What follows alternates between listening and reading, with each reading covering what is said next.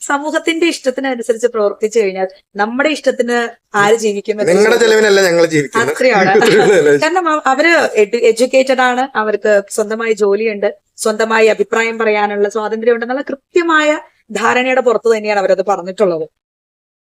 സ്വന്തം നിലപാട് തുറന്നു പറഞ്ഞതിന്റെ പേരിൽ സോഷ്യൽ മീഡിയയിൽ ആക്രമിക്കപ്പെടുന്ന ഒരു വനിത എന്നോട് ഇന്ന് സംസാരിക്കുന്നത് ഏറ്റവും മികച്ച പഞ്ചായത്തിനുള്ള സ്വരാജ് ട്രോഫി നേടിയ പഞ്ചായത്തിന്റെ പ്രസിഡന്റ്.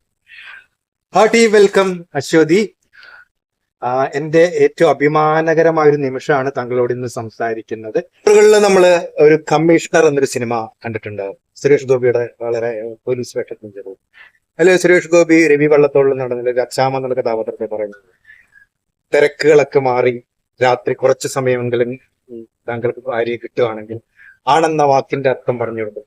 അതിന്റെ തന്നെ ഒരു വേറൊരു വേർഷൻ അല്ലെന്ന് യൂത്ത് കോൺഗ്രസ്സുകാർ പറയുന്നത്.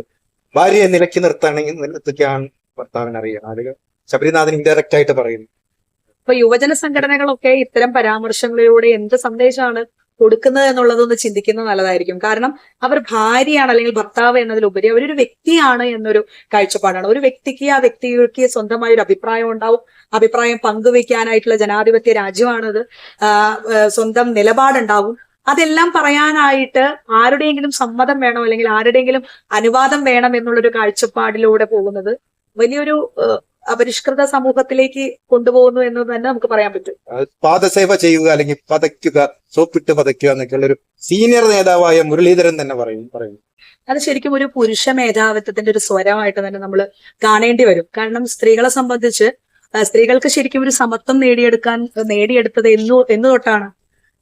സാമ്പത്തിക രംഗത്ത് അല്ലെങ്കിൽ സ്വന്തമായി അധ്വാനിച്ച് തൊഴിൽ ചെയ്ത് സാമ്പത്തിക രംഗത്ത് സമത്വം കൈവരിച്ചപ്പോഴാണ് ശരിക്കും യഥാർത്ഥത്തിൽ സ്ത്രീകൾക്ക് സമത്വം കൊണ്ടുവരാൻ സാധിച്ചത്.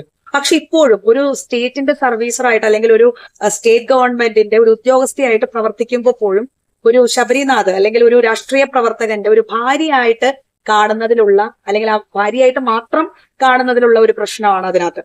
കാരണം സോപ്പിട്ട് പതപ്പിക്കുക എന്ന് പറയുമ്പോൾ ദിവ്യേശ്വരന് അതിന് മറുപടി കൊടുക്കുന്നുണ്ട്. ഇതെന്റെ ജീവിത പാതയാണ്. കാരണം എന്റെ കൂടെ വർക്ക് ചെയ്യുന്ന ഉദ്യോഗസ്ഥര് ട്രാൻസ്ഫർ കിട്ടിയോ അല്ലെങ്കിൽ പ്രൊമോഷൻ കിട്ടിയോ ഇവിടുന്ന് പോകുമ്പോൾ അവരിൽ നിന്നും എനിക്ക് കിട്ടിയിട്ടുള്ള അനുഭവങ്ങൾ പങ്കുവെക്കുക എന്നുള്ളത് ഞാൻ ഇതാദ്യമായിട്ട് ചെയ്യുന്ന കാര്യമല്ല. അപ്പൊ സ്ത്രീകൾ അത് പറയുമ്പോൾ അവരുടെ ഭർത്താവിന്റെ അല്ലെങ്കിൽ അച്ഛന്റെ അല്ലെങ്കിൽ അവരുടെ കുടുംബത്തിന്റെ രാഷ്ട്രീയത്തിന് എന്തെങ്കിലും സംഭവിക്കുന്നുണ്ടോ എന്ന് ഉറ്റുനോക്കുന്ന ഒരു സമൂഹത്തിന്റെ കാഴ്ചപ്പാടിന്റെ പ്രശ്നമാണത്. ദിവ്യേഷ് അയ്യർ ഒരു മഹാ അപരാധം ചെയ്തു എന്ന് താങ്കൾക്ക് തോന്നുന്നുണ്ടോ? സത്യം പറഞ്ഞാൽ ഈ സൈബർ ബുള്ളിങ് ഒക്കെ കാണുമ്പോ ശരിക്കും ഒരു എത്ര വിചിത്രമായ ദിവ്യ എസ് അയ്യർ പറഞ്ഞത് അതേ ഡയലോഗ് എത്ര വിചിത്രമായ ലോകമാണെന്ന് തോന്നിപ്പോകും. കാരണം അവരുടെ ഒരു പ്രൊഫഷണൽ എത്തിക്സ് ആണ് അവർ ശരിക്കും അതിനകത്ത് കാണിച്ചിട്ടുള്ളത്. കാരണം അവരുടെ ഒരു ജോലി സംബന്ധമായിട്ടുള്ള ഇടപെടലിൽ അവർക്ക് ഒരു വ്യക്തിപരമായിട്ടുള്ള അടുപ്പം അല്ലെങ്കിൽ ഒരു സുഹൃത്ത് അല്ലെങ്കിൽ അവരിൽ നിന്നുണ്ടായിട്ടുള്ള ഏറ്റവും നല്ല അനുഭവങ്ങളാണ് അവർ പങ്കുവച്ചത്. മുഖ്യമന്ത്രി പറഞ്ഞ പോലെ ഒരു പുരുഷാധിപത്യ സമൂഹ മേധാവിത്വത്തിന്റെ ഏറ്റവും അങ്ങേയറ്റം, അതെ അതെ ആ വാക്ക് തന്നെയല്ലോ ഏറ്റവും അങ്ങേയറ്റത്തെ ഒരു തന്നെയല്ലേ. അതെ, സാംസ്കാരിക നേതാവിന്റെ റോളിലാണ് ഇത്തരം ചോദ്യങ്ങൾ കൂടി ഉന്നയിക്കുന്നുള്ളതിനാണ് നമുക്ക് അത്ഭുതം വരുന്നത്.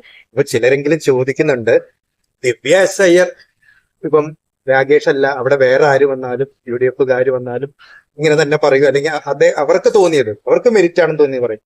പക്ഷെ എന്തുകൊണ്ട് UDF ഭരണം ഏൽപ്പിക്കുന്നില്ല എന്നുള്ളത് അവിടെ ഒരു വിഷയമല്ലേ. പക്ഷേ 10 വർഷമായിട്ട് LDF തന്നെ വരുന്നു അല്ലെങ്കിൽ വീണ്ടും വരുന്നു. അപ്പം ദിവ്യ എസ് അയ്യർ തന്റെ മുന്നിലുള്ള ആൾക്കാരെ അല്ലേ പ്രശംസിക്കാൻ പറ്റുള്ളൂ അല്ലേ? ഒരു പൊളിറ്റിക്കൽ ചോദ്യം തന്നെയാണല്ലോ അത്. ജനങ്ങളാണ് പലരും, പല വനിതകള് ഒരുപക്ഷെ വലിയ രീതിയിൽ ഇങ്ങനെയുള്ള വിമർശനങ്ങൾ വരുമ്പോൾ കുറച്ചൊന്ന്, പക്ഷെ ദിവ്യാസേന പാട്ടും പാടി സിനിമ എന്ത് പറയുന്നത് ദിവ്യാസേനയുടെ ക്യാരക്ടർ പോസിറ്റീവ് നേച്ചർ ആണ്. അതെ, അതങ്ങനെയാണ്. അതായത് സമൂഹത്തിന്റെ ഇഷ്ടത്തിനനുസരിച്ച് പ്രവർത്തിച്ചു കഴിഞ്ഞാൽ നമ്മുടെ ഇഷ്ടത്തിന് ആര് ജീവിക്കും? നിങ്ങളുടെ ചെലവിനല്ല ഞങ്ങൾ ജീവിക്കുന്നത്. അത്രയാണ്. കാരണം അവര് എഡ്യൂക്കേറ്റഡ് ആണ്, അവർക്ക് സ്വന്തമായി ജോലിയുണ്ട്, സ്വന്തമായി അഭിപ്രായം പറയാനുള്ള സ്വാതന്ത്ര്യം ഉണ്ടെന്നുള്ള കൃത്യമായ ധാരണയുടെ പുറത്ത് തന്നെയാണ് അവരത് പറഞ്ഞിട്ടുള്ളത്. അവരത് പറയുന്നുണ്ട്. ഇതിനെ തുടർന്ന് നാളെയും ഞാൻ എന്റെ നിലപാട് ഇങ്ങനെയാണെങ്കിൽ അത് ഞാൻ പറയും എന്നുള്ളൊരു ആത്മവിശ്വാസം അത് സ്ത്രീ സമൂഹത്തിന് എന്താ പറയാ നല്ലൊരു സന്ദേശം തന്നെയാണ്. സർട്ടിഫിക്കറ്റിന് വേണ്ടിയിട്ടൊന്നല്ല ജീവിക്കുന്നത്. എന്റെ നിലപാട് പറയാൻ എനിക്കറിയാം എന്നൊരു സന്ദേശം കൊടുക്കുന്നുണ്ട് അവര്. തീർച്ചയായിട്ടും വനിതാ രത്നങ്ങൾ പോലും ദിവ്യസേന പിന്തുണച്ച് കാണുന്നില്ല, അല്ലെങ്കിൽ വരുന്നില്ല. എന്തുകൊണ്ട് അങ്ങനെ വരുന്നില്ല? അത് പറയുമ്പോൾ ഒരു കാര്യം കൂടി പറയേണ്ടി വരും. ഇവർക്ക് സംസ്ഥാനത്തിന്റെ ഏറ്റവും മികച്ച ഉത്തരവാദിത്വം ഈ ഗവൺമെന്റ് കൊടുക്കുമ്പോൾ അവരുടെ ഭർത്താവിന്റെ പൊളിറ്റിക്സ് നോക്കിയിട്ടല്ല, അങ്ങനെയാണെങ്കിൽ അവർ ഏറ്റവും പ്രധാനപ്പെട്ട ഒരു ഉത്തരവാദിത്വം നമ്മുടെ ഗവൺമെന്റ് കൊടുക്കില്ലായിരുന്നു. കാരണം അവർക്ക് ഏൽപ്പിച്ച ഉത്തരവാദിത്വം ഏതെങ്കിലും ഒരു മൂലയ്ക്ക് ഇരുത്തുള്ളൂ. അത് നമ്മുടെ എന്താ പറയുക, ഒരു സ്റ്റേറ്റ്മാൻ, നമ്മുടെ പിണറായി സർക്കാർ വളരെ ഒരു ഇച്ഛാശക്തിയോടുകൂടി തന്നെയാണ് അവര് ഒരു തരത്തിലും മാറ്റി നിർത്തപ്പെടരുത്, അവരുടെ പൊളിറ്റിക്കൽ അഫിലിയേഷൻ നോക്കിയിട്ടല്ല ഇത്തരം ഉത്തരവാദിത്തങ്ങൾ ഏൽപ്പിച്ചിട്ടുള്ളത്. പക്ഷേ പല സ്ത്രീകളും അല്ലെങ്കിൽ ഇതിനെതിരെ സംസാരിക്കാത്ത എനിക്ക് തോന്നുന്നത് ഇവരെന്തോ LDF അല്ലെങ്കിൽ ഒരു രാഷ്ട്രീയമായിട്ട് മാത്രം സംസാരിക്കുന്നു, അല്ലെങ്കിൽ ഒരു രാഷ്ട്രീയത്തിനോട് അത് കാരണം അവരുടെ പൊളിറ്റിക്കൽ ഫാമിലി അല്ലെങ്കിൽ ഇൻലോ ഫാമിലിയിൽ വലിയ രീതിയിൽ അത് വലിയ പ്രശ്നങ്ങൾ ഉണ്ടാക്കിയിട്ടുണ്ട് എന്ന ഒരു തെറ്റിദ്ധാരണയിലായിരിക്കാം പലപ്പോഴും പലരും ഇതിനെതിരെ പ്രതികരിക്കാത്തത് എന്ന് നിർഭാഗ്യകരമാണ്. താങ്കള് സ്വരാജ് ട്രോഫി മേടിക്കാൻ പോയപ്പോ അല്ലെങ്കിൽ എന്തെങ്കിലും ഒരു അനുഭവം എന്റെ പ്രേക്ഷകർക്ക് വേണ്ടി പറയുമോ? മികച്ച പഞ്ചായത്തിനുള്ള അവാർഡ് വാങ്ങിക്കാൻ പോയപ്പോൾ എന്റെ മനസ്സിൽ ആദ്യം വന്നത് നമ്മുടെ പണ്ട് പഴമക്കാര് പറയൂലേ, നാരകം നട്ടിടം നാരി ഭരിച്ചിടം മുടിയും എന്നാണ്. പക്ഷെ അതിനെല്ലാം മാറ്റി നിർത്തിക്കൊണ്ട് നമ്മുടെ പഞ്ചായത്തിന്റെ അധ്യക്ഷ സ്ഥാനത്ത്, സെക്രട്ടറി സ്ഥാനത്ത് ഏറ്റവും പ്രധാനപ്പെട്ട നിർവഹണ ഉദ്യോഗസ്ഥരെല്ലാം സ്ത്രീകളായ അപൂർവമായ ഈ പഞ്ചായത്തിന്, കേരളത്തിന്റെ മികച്ച പഞ്ചായത്തിനുള്ള അവാർഡ് കരസ്ഥമാക്കാൻ കഴിഞ്ഞതിൽ നിന്നും നമുക്കത് മനസ്സിലാക്കാൻ കഴിയുന്നതാണ്.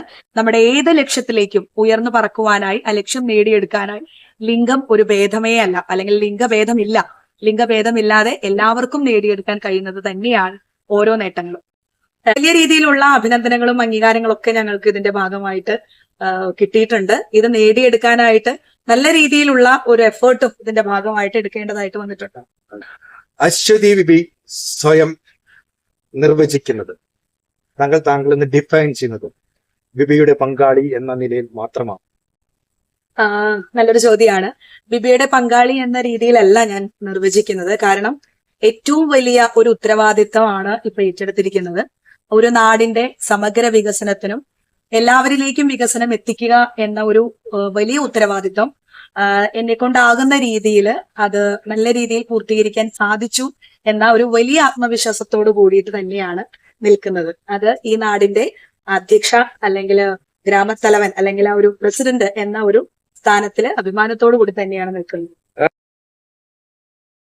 ബന്ധം എങ്ങനെയാണ്? അതിന് താങ്കൾക്ക് രാഷ്ട്രീയ നിറം നോക്കുന്ന പറ്റിയുണ്ട്? തീർച്ചയായിട്ടും ഇല്ല.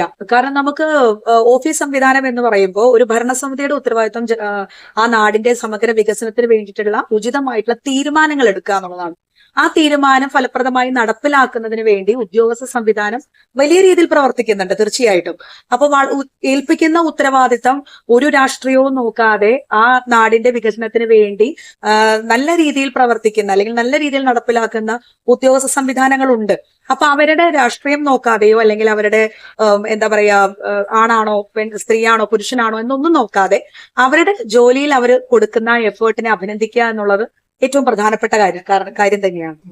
ഭാര്യയും ഭർത്താവും അല്ലെങ്കിൽ പങ്കാളികൾ, ആൺ പങ്കാളിയും സ്ത്രീ പങ്കാളിയും പുരുഷ പങ്കാളിയും വ്യത്യസ്ത രാഷ്ട്രീയമായിരിക്കും. അതൊക്കെ പുതിയ കാലത്ത് അല്ലെങ്കിൽ അടിച്ചേൽപ്പിക്കേണ്ട ഒന്നാണോ രാഷ്ട്രീയം? തീർച്ചയായിട്ടും അല്ല. കാരണം വ്യക്തിയാണ് അവിടെ. ഭാര്യ, ഭർത്താവ്, അച്ഛൻ, അമ്മ, മക്കൾ എന്നൊന്നില്ല. വ്യക്തികളാണ്, ഓരോരുത്തരും വ്യക്തികളാണ്. വ്യക്തികൾക്ക് വ്യക്തികളുടേതായിട്ടുള്ള നിലപാടുണ്ടാവും, അഭിപ്രായം ഉണ്ടാവും, രാഷ്ട്രീയം ഉണ്ടാവും. അവരെ സ്വയം ആയി തരേണ്ടതാണ്. അല്ലെങ്കിൽ താങ്കള് MBA ഇതാണ്. എവിടെയായിരുന്നു താങ്കളുടെ ജന്മം? ഇതൊക്കെ എവിടെയാണ് ജന്മം കൊണ്ട്? ഞാൻ ജനിച്ചത് കാലടിയിലാണ്. ഇത്രയും നേരം സംസാരിക്കുന്നത് വളരെ സന്തോഷം.